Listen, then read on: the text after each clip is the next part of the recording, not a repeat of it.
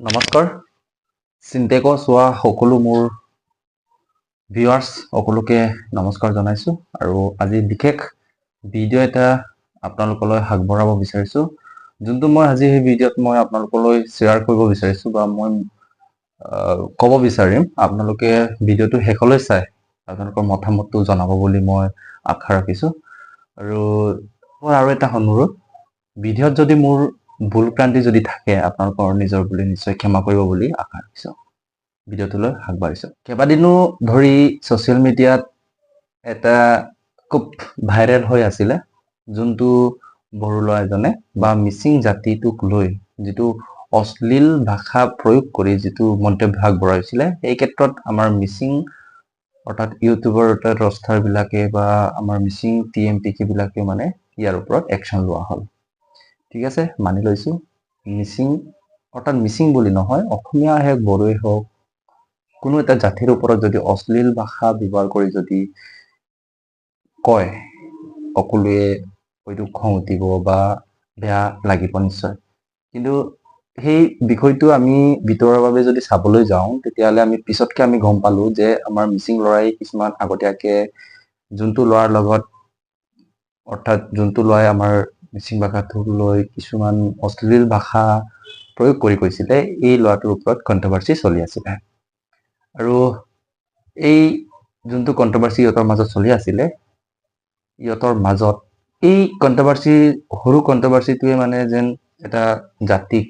অৰ্থাৎ আমাৰ সমাজখনক এটা বহুত বেয়া পৰিৱেশত নিলে বহুত বেয়া লাগিলে কাৰণ কোনো ব্যক্তিয়ে এটা জাতিৰ ওপৰত এইবিলাক অৰ্থাৎ অশ্লীল মন্তব্য বা বেয়াকে কোনো কোৱাৰ অধিকাৰ নাই চ' মই মোৰ অৰ্থাৎ আমাৰ মিচিং মানুহবিলাকে শুদ্ধ বুলি এইটো মই ক'বলৈ যোৱা নাই বা বড়ো যোনটো ল'ৰা আছিলে ইয়াৰো শুদ্ধ বুলি মই ক'বলৈ যোৱা নাই কিন্তু অলপ সমালোচনা কৰিবলৈ মই গৈ আছোঁ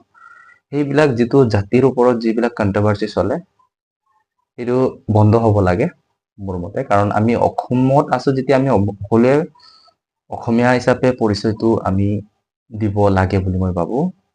তাৰপিছত নিজৰ যোনটো জাতি সেইটো পৰিচয় আমি দিব লাগে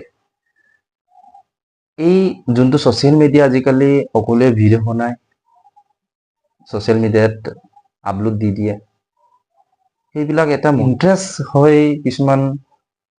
এটা ধেমেলীয়া টাইপত কিছুমান ভাবি এইবিলাক বনাই ফুৰে কিছুমান ল'ৰাই কিন্তু বহুত চিৰিয়াছলি ভাবিবলগীয়া হয় কাৰণ ছ'চিয়েল মিডিয়াটো খুব আজিকালি এটা ষ্ট্ৰং এটা পাৱাৰফুল বুলি ক'ব লাগিব য'ত নেকি সকলোৱে এই ছ'চিয়েল মিডিয়াত আজিকালি জড়িত হৈ থাকে চ' সেইবাবে সকলো মোৰ বন্ধু বান্ধৱীসকল বা মোৰ দাদা বাইদেউ বা যিমান